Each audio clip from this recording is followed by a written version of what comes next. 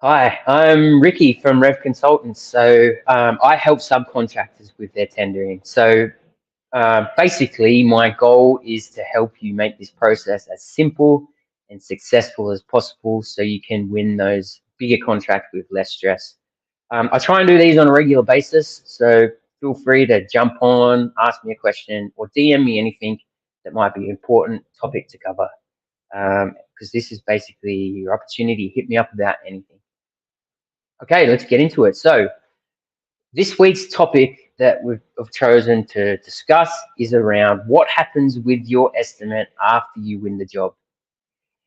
Ultimately, what we need to be avoiding is the estimate and the price that you've won the job for just being forgotten, and then going ahead, delivering the job and spending willy nilly, not really sticking to any budget. So, in other words, going over the budget unnecessarily and it affecting your bottom line, it coming out of your profit. So to do this, you need to stay connected to your estimate. And there's a few ways that we do it. So let's talk about how we would do it for different aspects. So talking about labor initially. With labor, if we have gone and we've priced from the program, and if you've watched a few of these lives, you probably can see that we encourage that methodology of pricing, so pricing the labor from the program. If you've done it this way, the program becomes a delivery tool, right? So when it comes time to deliver, we resource the job with the same crews that was priced for. Then we drive the program. If we meet the program, we know that we're on budget for our labor. If we go over, we're over budget for our labor, and vice versa. If we go under, we're obviously under budget for our labor. So, super importantly, whoever is responsible for driving the program needs to be aware of the crew allowances in the program, in the price that was allowed for. They need to be aware of the program, and they need to better the program to make sure that we're under budget with our labor. This is really important. So moving on to materials and subcontractors, right? Basically, the estimate is your budget for materials and subcontractors. So whoever's responsible for purchasing materials and looking after the subcontractors, they need to be aware of this budget, right? So they need access to the estimate, and they need to be aware of what their allowance is for materials and subcontractors.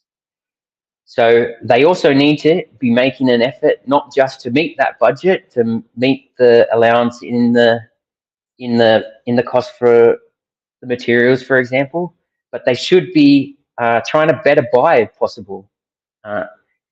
If they can get the materials at a cheaper rate, fantastic. They're going to come under budget.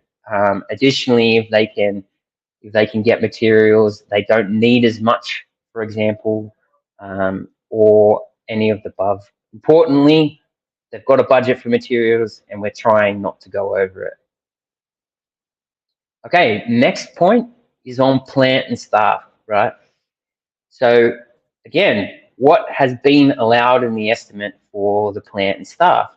Similarly to labor, to the labor crews, we can't engage more plant or people than what was allowed for in the estimate, or we're going to go over budget. It's pretty simple, right? So whoever's responsible for hiring of the plant, allocating the staff, they need to be aware of what was allowed for in the estimate, and they need to be aware of the program and the duration that it was allowed for. So having the same equipment that was allowed for, not something bigger, for the same duration that was allowed for in the estimate, or very simply, we're going to go over budget. Importantly as well, with staff and plant, we're off hiring quickly, or we're moving staff members to other projects. So we're not overextending the time that's been allowed for in the estimate. It's staying to the estimate and it's keeping to the budget. So that's kind of the important stuff with connecting the estimate to the delivery, right? You need to make sure that those who are responsible for the resourcing, the purchasing, the program, they all need to have access to the budget, which is the estimate that you won the job for.